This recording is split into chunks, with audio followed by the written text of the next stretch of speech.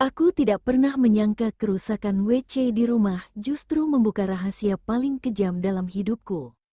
Saat tukang itu memanggil namaku dan memperlihatkan sebuah HP yang disembunyikan rapi di balik pipa kamar mandi, aku masih berpikir ini hanya ponsel lama.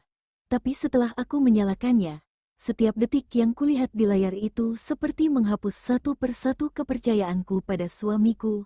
Dan yang paling membuatku gemetar, ternyata semua ini bukan terjadi tiba-tiba, melainkan sudah direncanakan sejak lama, tepat saat aku masih percaya dan berdiri di sisinya. Halo semuanya, terima kasih sudah mampir dan mendengarkan cerita di channel ini. Sebelum aku mulai ceritanya, aku penasaran, kalian yang sedang mendengarkan ini berasal dari daerah mana? Tulis di kolom komentar ya. Jangan lupa juga untuk like jika ceritanya terasa dekat dengan kehidupan. Komentar pendapat kalian, subscribe supaya tidak ketinggalan cerita berikutnya, dan share ke orang terdekat kalian. Siapa tahu ada hikmah yang bisa dipetik bersama. Sekarang, mari kita mulai ceritanya. Aku selalu mengira rumah tanggaku baik-baik saja, tidak sempurna, tapi cukup untuk disebut normal. Kami bangun pagi bersama, sarapan seadanya, lalu menjalani hari masing-masing. Suamiku jarang bicara, tapi aku menganggap itu sifatnya. Lelah bekerja, katanya. Aku memilih percaya, karena itulah yang dilakukan istri yang ingin mempertahankan rumah tangga. Namun perlahan, ada hal-hal kecil yang mulai menggangguku. Bukan pertengkaran besar, bukan juga kata-kata kasar, justru hal-hal sepele yang terasa asing. Suamiku mulai sering membawa ponselnya ke kamar mandi. Terlalu sering, bahkan ketika hanya sebentar, ponsel itu selalu ikut. Aku pernah bercanda, mau mandi atau mau kerja, tapi dia hanya tersenyum tipis tanpa menatap mataku.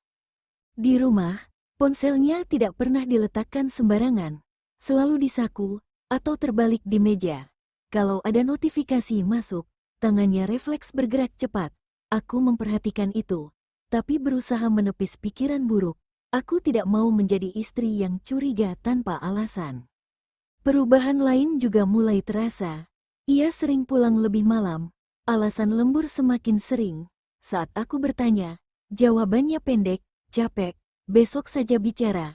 Lama-lama aku berhenti bertanya, bukan karena tidak peduli, tapi karena setiap pertanyaan terasa seperti mengemis perhatian. Di kamar mandi, WC kami mulai bermasalah. Airnya sering tidak mau turun sempurna. Kadang terdengar bunyi aneh dari dalam. Aku sudah bilang berkali-kali, tapi selalu ditunda. Nanti saja, masih bisa dipakai, seolah urusan kecil di rumah ini tidak lagi penting. Aku mulai merasa sendirian, padahal masih punya suami. Ada jarak yang tidak terlihat, tapi terasa dingin. Malam-malamku sering diisi dengan pikiran yang tidak jelas. Aku bertanya pada diri sendiri, apa aku kurang? Apa aku berubah? Atau memang ada sesuatu yang sengaja disembunyikan dariku? Hari itu, WC benar-benar tidak bisa dipakai. Air meluap, bau tidak sedap menyebar ke seluruh kamar mandi. Aku tidak punya pilihan. Aku menghubungi tukang, tanpa memberitahu suamiku lebih dulu. Aku pikir ini hanya soal WC, masalah kecil yang harus segera dibereskan. Aku tidak tahu, keputusan sederhana itu akan membuka pintu ke sesuatu yang sama sekali tidak siap kuterima. Tukang datang siang hari, saat rumah sedang sepi. Suamiku sudah berangkat kerja sejak pagi, seperti biasa, dengan wajah datar dan terburu-buru. Aku mengantar tukang itu ke kamar mandi, menjelaskan masalah WC yang sudah beberapa hari tidak beres. Airnya sering meluap, bunyinya aneh, dan kadang seperti ada yang mengganjal di dalam pipa. Tukang itu mengangguk-angguk, lalu mulai membongkar bagian bawah WC. Aku berdiri agak jauh, menunggu sambil sesekali membersihkan area sekitar. Bau lembab dan air kotor membuat dadaku terasa sesak. Di kepalaku, pikiranku melayang ke hal lain, tentang suamiku yang akhir-akhir ini seperti orang asing di rumah sendiri. Beberapa menit berlalu, tukang itu mendadak berhenti bekerja. Tangannya diam, lalu ia menunduk lebih dalam ke bagian belakang WC. Aku melihat ekspresinya berubah. Dahi mengernyit, seperti melihat sesuatu yang tidak seharusnya ada di sana. "Bu, ini aneh," katanya pelan. Aku mendekat. "Anehmu kenapa, Pak?" Tukang itu menunjuk ke arah celah di belakang pipa. Di sana, tersembunyi rapat di balik lapisan plastik dan kain, ada sebuah benda persegi panjang. Terlihat seperti dibungkus rapi agar tidak terkena air. "Bu, ini kayaknya bukan bagian WC." Jantungku langsung berdegup kencang. Aku menelan ludah. Tukang itu menarik perlahan bungkusan tersebut. Saat plastiknya terbuka, aku melihatnya dengan jelas. Sebuah ponsel. Bukan ponsel yang biasa kulihat dipakai suamiku. Ponsel itu tampak masih bagus. Meski dibungkus rapat, tidak mungkin milik tukang. Tidak mungkin juga milik tamu. Letaknya terlalu tersembunyi, terlalu disengaja. "Bu, ini mau saya serahkan saja ke ibu. Takutnya nanti malah kenapa-kenapa." Tanganku gemetar saat menerimanya. Rasanya seperti memegang benda panas. Kepalaku langsung penuh pertanyaan. Kenapa ada ponsel di balik WC? Kenapa dibungkus rapi? Dan kenapa aku sama sekali tidak tahu? Aku mengangguk, berusaha terlihat tenang di depan tukang. Ia melanjutkan pekerjaannya, seolah tidak ingin ikut campur lebih jauh. Tapi aku tahu, sejak ponsel itu berada di tanganku, tidak ada lagi yang akan terasa normal. Aku membawa ponsel itu ke kamar, menaruhnya di atas meja. Aku hanya menatapnya lama. Aku belum berani menyentuhnya lagi. Ada rasa takut yang aneh, seolah benda kecil itu menyimpan sesuatu yang bisa menghancurkan hidupku. Aku masih berharap, mungkin ini hanya ponsel lama. Mungkin suamiku menyimpannya karena rusak. Mungkin ada penjelasan yang masuk akal.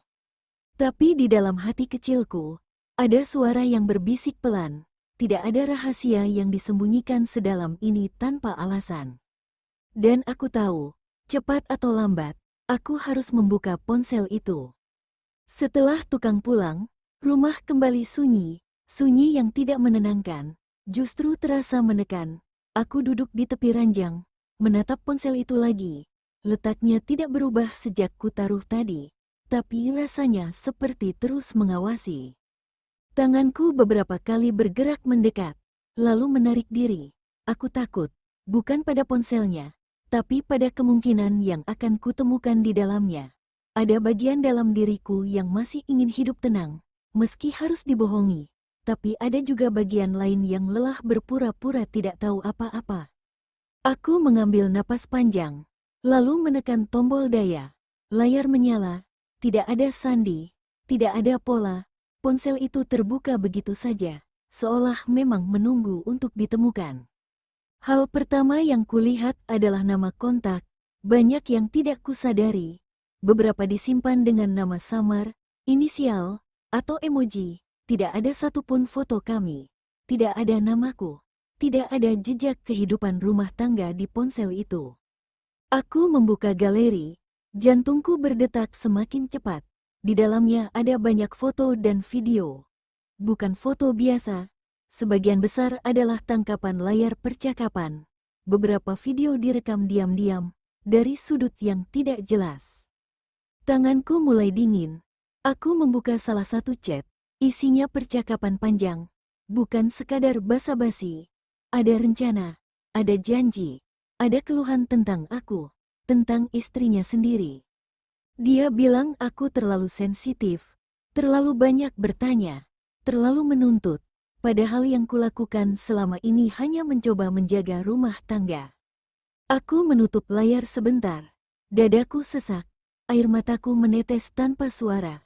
Aku belum tahu semuanya, tapi potongan-potongan ini sudah cukup untuk melukai. Aku kembali membuka ponsel itu. Kali ini aku menemukan folder bernama kerjaan. Di dalamnya, ada banyak file suara. Aku memutar salah satunya. Suara suamiku terdengar jelas. Ia sedang berbicara dengan seseorang. Nada suaranya pelan, penuh perhitungan. Ia membicarakan tentang waktu yang tepat, tentang kapan semuanya akan beres, tentang bagaimana aku tidak akan curiga sampai semuanya siap. Tanganku gemetar hebat. Aku menghentikan rekaman itu. Kepalaku berdenyut. Aku merasa seperti orang asing di hidupku sendiri. Ada rencana besar yang disusun di belakang punggungku, dan aku baru melihat serpihannya saja. Aku menatap ponsel itu lagi. Di tahap ini, aku sudah tahu satu hal. Ponsel ini bukan sekadar alat komunikasi. Ini adalah tempat semua rahasia disimpan, dan yang terburuk belum muncul. Aku mengusap wajahku, menarik napas dalam. Aku belum siap, tapi aku juga tidak bisa berhenti sekarang. Karena jika aku berhenti, aku akan terus hidup dalam kebohongan yang sama. Dengan sisa keberanian yang kupunya, aku bersiap membuka lebih dalam. Dan aku tidak tahu, apakah setelah ini aku masih akan menjadi orang yang sama. Aku meletakkan ponsel itu di pangkuanku, tanganku masih gemetar, tapi rasa takut perlahan berubah menjadi sesuatu yang lain. Amarah yang tertahan, bukan amarah meledak, tapi dingin dan menusuk. Aku merasa dibodohi di rumahku sendiri. Aku kembali membuka ponsel itu. Kali ini aku masuk ke bagian pesan suara yang lain. Rekaman demi rekaman tersimpan rapi dengan tanggal yang berurutan. Beberapa di antaranya direkam saat aku berada di rumah. Aku mengenali waktunya. Aku ingat hari-hari itu. Hari ketika aku sedang memasak. Hari ketika aku sedang sakit. Hari ketika aku menangis sendirian di kamar. Suamiku merekam semua itu. Suaranya terdengar tenang, bahkan kadang tertawa kecil. Ia bercerita tentang betapa mudahnya aku percaya, tentang betapa aku tidak pernah curiga, tentang bagaimana aku masih mengira semuanya baik-baik saja. Dadaku terasa seperti diremas. Aku menutup mulutku dengan tangan agar tidak menangis keras. Aku tidak ingin tetangga mendengar. Aku tidak ingin dunia tahu, setidaknya belum. Aku membuka catatan di ponsel itu. Ada daftar, tanggal, nama, angka-angka. Aku tidak langsung paham, tapi setelah kulihat lebih teliti, aku menyadari itu adalah rencana, tanggal yang ditandai, catatan tentang pembagian uang, tentang barang-barang di rumah, bahkan tentang aku. Namaku tertulis di sana, tapi bukan sebagai istri. Aku ditulis seperti beban, seperti masalah yang harus diselesaikan. Aku menatap layar lama sekali, kepalaku kosong. Aku merasa kecil. Selama ini aku berusaha menjadi istri yang baik, menjaga rumah, menjaga perasaan, menjaga nama baik. Tapi di matanya, aku hanyalah bagian dari rencana yang ingin ia singkirkan. Aku berdiri, berjalan ke kamar mandi, kaki-kakiku lemas. Aku memandangi cermin, wajahku pucat, mata sembab. Aku hampir tidak mengenali diriku sendiri. Aku bertanya dalam hati, sejak kapan aku hidup dengan orang yang asing seperti ini? Aku kembali ke kamar. Ponsel itu masih menyala, seolah menantangku untuk melanjutkan. Ada satu folder yang belum kubuka. Folder itu terkunci dengan kata sandi. Aku mencoba beberapa tanggal yang kukenal. Tanggal pernikahan kami, tanggal lahirku. Tidak bisa. Lalu aku mencoba tanggal lahirnya. Folder itu terbuka. Saat itu, aku tahu, apapun yang ada di dalamnya, tidak akan lagi bisa kuterima dengan tenang. Dan mungkin, di sanalah semuanya benar-benar akan runtuh. Folder itu terbuka perlahan, jantungku terasa berhenti sejenak. Di dalamnya bukan hanya foto atau chat biasa, isinya jauh lebih rapi, lebih terencana, dan lebih kejam dari yang kubayangkan. Ada percakapan panjang yang disimpan terpisah. Nama kontaknya tidak asing. Itu nama seorang rekan kerja suamiku yang sering disebut-sebutnya di rumah. Perempuan itu, selama ini aku mengira mereka hanya sebatas profesional. Tidak pernah terlintas di kepalaku bahwa hubungan mereka sudah sejauh ini. Isi chatnya membuat tanganku dingin. Mereka membicarakan masa depan, bukan masa depan samar, tapi detail, tentang tempat tinggal, tentang tanggal, tentang bagaimana aku akan diberitahu nanti. Kalimatnya pendek-pendek, dingin, tanpa rasa bersalah. Dia kuat kok, dia pasti bisa nerima. Itu salah satu pesan suamiku. Aku menelan ludah. Aku kuat, katanya, seolah semua luka bisa ditanggung begitu saja tanpa bekas. Aku menggulir ke bawah. Ada bukti transfer. Jumlahnya tidak kecil. Uang itu keluar dari rekening kami.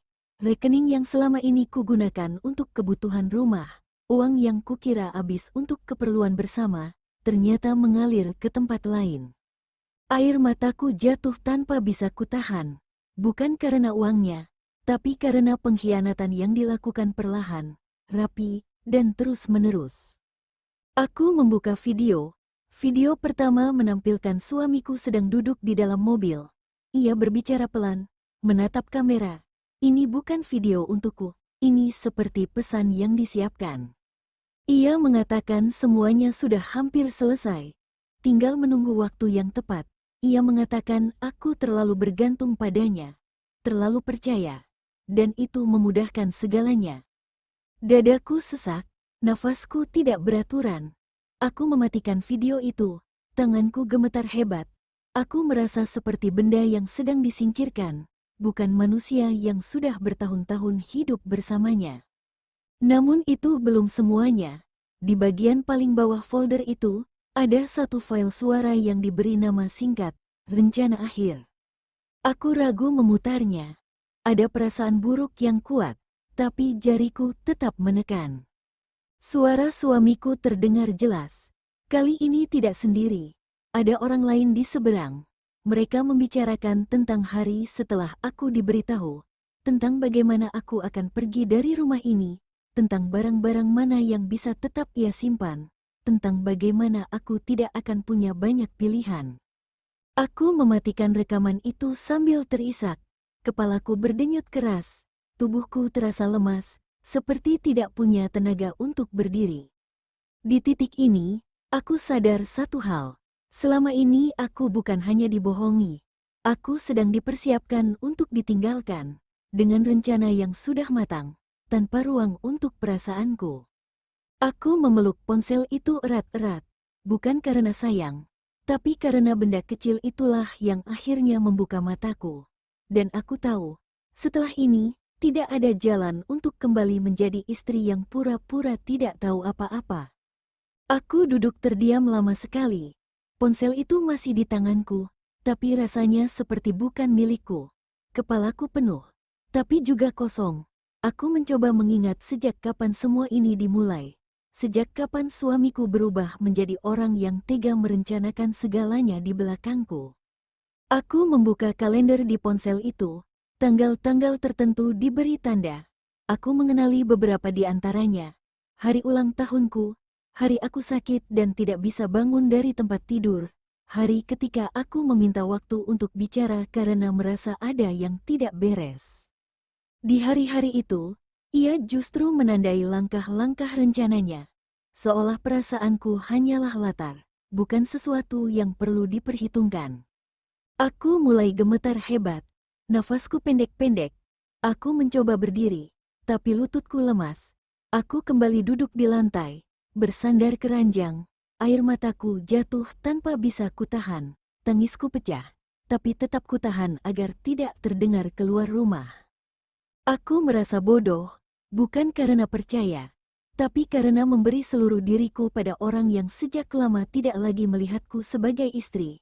Aku mengingat semua pengorbananku, mengalah, menahan, memaafkan hal-hal kecil yang kini terasa seperti tanda-tanda yang sengaja kuabaikan. Aku kembali membuka ponsel itu, seperti orang yang ingin memastikan lukanya nyata. Aku membaca ulang pesan-pesan itu. Setiap kalimat terasa seperti tamparan. Tidak ada satupun keraguan di sana. Tidak ada rasa bersalah. Yang ada hanya perhitungan. Aku menutup layar. Aku menempelkan punggung tanganku ke dada. Jantungku berdetak terlalu cepat. Aku merasa seperti akan pingsan. Aku memejamkan mata, mencoba menenangkan diri. Tapi yang muncul justru bayangan masa depan yang gelap. Aku dibayangkan sendirian, tanpa rumah, tanpa kepastian, tanpa seseorang di sisiku. Di saat itulah aku sadar, jika aku terus diam, aku akan benar-benar dihancurkan, bukan hanya ditinggalkan, tapi dilucuti pelan-pelan dari hidupku sendiri. Aku berdiri terlatih, aku mencuci wajahku, aku menatap cermin lagi, mataku merah, wajahku basah, tapi di balik itu, Ada sesuatu yang mulai berubah. Bukan keberanian besar. Hanya tekad kecil untuk tidak lagi dibutakan. Aku menyimpan ponsel itu di tas. Aku tidak tahu apa yang akan kulakukan nanti. Aku belum punya rencana.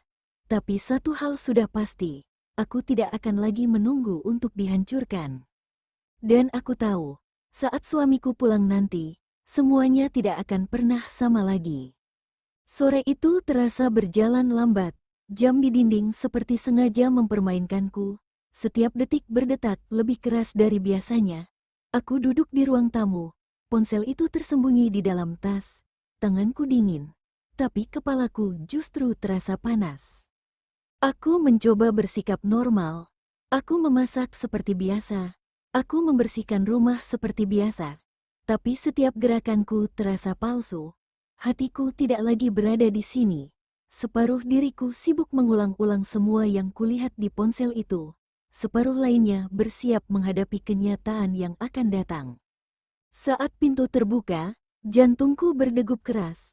Suamiku pulang. Ia masuk seperti biasa, melepas sepatu, menggantung tas. Tidak ada perubahan di wajahnya. Tidak ada rasa bersalah, ia masih orang yang sama di luar. Dan justru itu yang paling menyakitkan. Ia bertanya singkat, "WC sudah beres belum?" Nadanya datar, seolah itu satu-satunya hal penting hari ini. Aku mengangguk, suaraku tertahan di tenggorokan. Aku takut kalau aku bicara, semuanya akan tumpah begitu saja. Kami makan malam bersama, dalam diam. Sendoknya beradu dengan piring, suaranya menusuk telingaku. Ia sibuk dengan ponselnya yang biasa ia pakai. Ponsel yang selama ini kukira satu-satunya. Aku menatap wajahnya. Aku mencari tanda, tapi tidak ada. Ia terlihat tenang, terlalu tenang. Setelah makan, ia duduk di sofa. Seperti biasa, aku berdiri beberapa langkah darinya. Dadaku naik turun.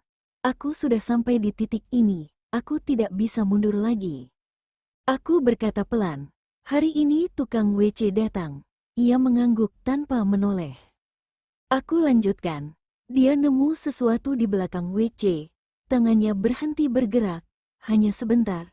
Tapi aku melihatnya, sangat jelas, itu bukan imajinasiku.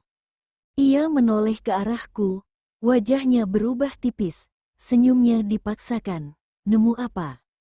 Aku menarik napas panjang. Aku mengeluarkan ponsel itu dari tas. Aku letakkan di atas meja, tepat di antara kami. Wajahnya langsung pucat. Matanya melebar sesaat sebelum ia kembali menguasai diri. Tapi sudah terlambat, reaksi itu adalah jawaban. Ruangan itu mendadak terasa sempit, udara seperti habis. Tidak ada lagi alasan, tidak ada lagi sandiwara. Dan di saat itulah aku tahu, ini bukan sekadar dugaan, ini adalah akhir dari semua kebohongan yang selama ini ia sembunyikan. Ia tidak langsung bicara. Tatapannya terpaku pada ponsel di atas meja, seperti melihat sesuatu yang seharusnya tidak pernah muncul ke permukaan. Aku bisa melihat rahangnya mengeras, napasnya berubah. Semua yang kulihat di ponsel itu kini tercermin jelas di wajahnya. Aku menunggu. Anehnya, aku justru merasa tenang. Bukan karena tidak sakit, tapi karena akhirnya aku tahu kebenaran. Rasa penasaran yang selama ini menggerogoti kini berubah menjadi luka yang nyata. Ia akhirnya menghela napas panjang, lalu berkata pelan, "Kamu buka isinya." Aku mengangguk. Aku tidak merasa perlu menjelaskan apapun, bukti itu sudah cukup bicara. Ia menunduk. Tangannya meremas lututnya sendiri. Tidak ada permintaan maaf. Tidak ada pembelaan. Hanya diam yang panjang. Diam yang terasa lebih kejam dari 1000 kata.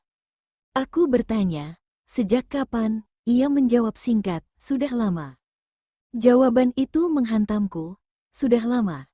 Artinya selama ini aku hidup dalam kebohongan yang disengaja. Setiap senyum, setiap perhatian kecil, semuanya palsu. Aku bertanya lagi, "Kenapa disimpan di sana?" Ia terdiam lama sebelum menjawab, "Takut ketahuan." Dadaku sesak, itu saja alasannya. Bukan karena takut menyakitiku, bukan karena menyesal, hanya takut rencananya berantakan. Aku merasa tubuhku gemetar dari dalam. Bukan histeris, tapi seperti ada sesuatu yang runtuh perlahan. Aku menyadari betapa rapinya ia membagi hidupnya. Satu wajah untukku, satu wajah untuk rencananya sendiri.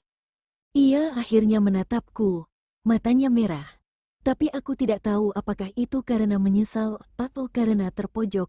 Ia berkata, "Aku mau jelasin." Aku menggeleng pelan, "Tidak. Tidak sekarang, tidak malam ini." Aku berbalik menuju kamar. Setiap langkah terasa berat, tapi aku memaksakan diri untuk berjalan tegak. Aku tidak ingin runtuh di depannya. Tidak malam ini. Di dalam kamar, aku mengunci pintu. Aku duduk di lantai, bersandar pada ranjang. Tangisku pecah. Bukan tangis keras, tapi tertahan dan panjang. Aku menangisi diriku sendiri. Tahun-tahun yang hilang. Kepercayaan yang kuberikan tanpa sisa. Aku menyadari satu hal yang paling menyakitkan. Pengkhianatan ini tidak terjadi tiba-tiba. Ia dibangun perlahan, saat aku masih percaya dan berjuang sendirian. Dan malam itu, aku tidak tidur. Aku hanya menatap langit-langit, bertanya pada diri sendiri, bagaimana caranya bangkit dari luka sedalam ini. Pagi datang tanpa aku benar-benar tidur. Tubuhku lelah, mataku perih, tapi pikiranku justru terasa lebih jernih dari biasanya. Seolah semalam aku sudah menangis cukup banyak, sampai tidak ada lagi air mata yang tersisa. Aku keluar dari kamar. Suamiku sudah duduk di ruang tamu. Wajahnya kusut, matanya sembab. Di depannya ada segelas kopi yang sudah dingin. Ia menatapku saat aku melangkah mendekat, tapi kali ini aku tidak menunduk seperti biasanya. Kami duduk berhadapan. Jarak kami tidak jauh, tapi rasanya seperti dipisahkan oleh jurang yang dalam. Ia mulai bicara. Kali ini panjang. Ia mencoba menjelaskan tentang perasaan yang berubah, tentang kejenuhan, tentang bagaimana semuanya bermula dari obrolan biasa, lalu berkembang. Ia bilang tidak bermaksud menyakitiku. Ia bilang ingin mencari waktu yang tepat agar semuanya tidak berantakan. Aku mendengarkan tanpa menyela. Anehnya, tidak ada lagi amarah besar di dadaku. Yang ada hanya perasaan hampa. Kata-katanya terdengar seperti pembenaran yang sudah disiapkan lama, sama seperti rencana di ponsel itu. Saat ia selesai, aku berkata pelan, "Waktu yang tepat menurutmu itu saat aku sudah tidak punya apa-apa." Ia terdiam, matanya berkedip cepat. Ia tahu aku benar. Aku melanjutkan, "Kamu tidak cuma berbohong. Kamu menyusun hidupku tanpa izinku. Kamu merencanakan kepergianku saat aku masih berdiri di sampingmu." Suaraku bergetar, tapi aku tidak menangis. Aku justru merasa kuat. Untuk pertama kalinya, aku berbicara tanpa takut ditinggalkan. Ia mencoba mendekat. Aku mundur satu langkah, bukan karena benci, tapi karena aku butuh jarak untuk tetap waras. Aku berkata aku butuh waktu. Aku tidak tahu bagaimana akhir dari pernikahan ini, tapi satu hal pasti, aku tidak akan lagi hidup dalam kebohongan, tidak sebagai istri yang dibutakan oleh rasa percaya. Ia hanya mengangguk, tidak ada lagi perlawanan, tidak ada lagi sandiwara. Saat itu, aku sadar, konfrontasi ini bukan tentang siapa yang menang atau kalah. Ini tentang aku yang akhirnya memilih diriku sendiri, setelah terlalu lama mengorbankan segalanya untuk orang lain. Dan aku tahu, masih ada satu tahap lagi yang harus kuhadapi, tahap paling sunyi, ketika aku benar-benar harus berdiri dengan kakiku sendiri. Hari-hari setelah itu berjalan lambat, tidak ada pertengkaran besar, tidak ada teriakan, justru keheningan yang paling menyiksa. Kami masih tinggal di rumah yang sama, tapi tidak lagi hidup bersama. Ia menjaga jarak, aku pun begitu, seolah kami sepakat bahwa sesuatu telah mati, dan tidak perlu diperdebatkan lagi. Aku mulai menguatkan diriku sendiri. Aku mengurus hal-hal kecil yang selama ini selalu kuserahkan padanya. Aku mencatat pengeluaran. Aku menyimpan dokumen penting. Aku mulai bertanya, bukan lagi dengan takut, tapi dengan kesadaran bahwa aku berhak tahu tentang hidupku sendiri. Ponsel itu masih kusimpan, bukan untuk dibaca ulang, tapi sebagai pengingat bahwa luka ini nyata, bahwa aku tidak berhalusinasi, bahwa semua yang terjadi bukan perasaanku yang berlebihan.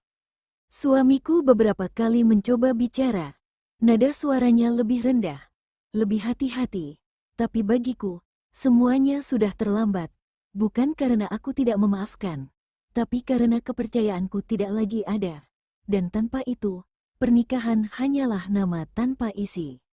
Suatu malam, aku berdiri di kamar mandi, di depan WC yang dulu rusak, tempat di mana semuanya terbongkar.